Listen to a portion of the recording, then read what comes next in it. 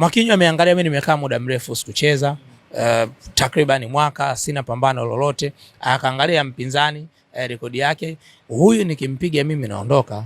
Na alikuwa inactive kwamba yani ni bondia ambaye hachezi, ila amecheza pambano moja, amerudi kwenye nafasi yake, na nafasi aliyokuwa nayo Afrika ni namba moja katika uzito wake.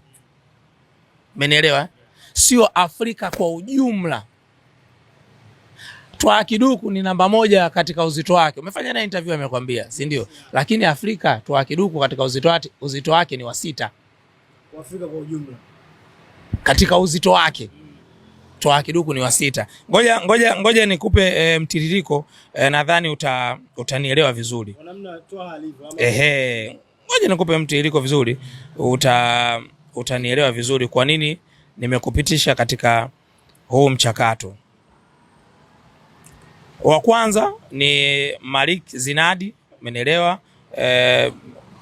Lakini wa pili Paulinus Njolonimu, Namibia, Othmane Dola, huyu Morocco, Luciane Butumbe Mkongo, Shadri Musa Bogi, Malawi, na wa 6 ni Twa Kasim katika uzito wa super middle.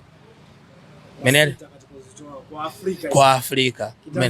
Kitanzania Twa Kiduku katika uzito wake ni wa kwanza, si ndio? Na ndio ulifanya naye mahojiano kama sitokosea, katika interview ambayo wewe ulifanya naye pale Morogoro.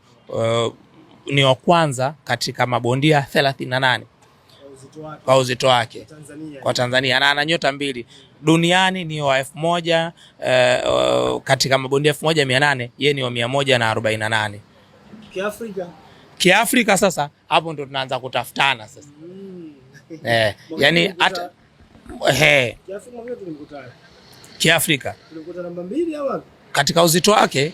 Mwakinyo yeye ni namba 1, anamfuatia Mukala. Tanzania yeye ni namba 2, wa kwanza Salmini Kasimu.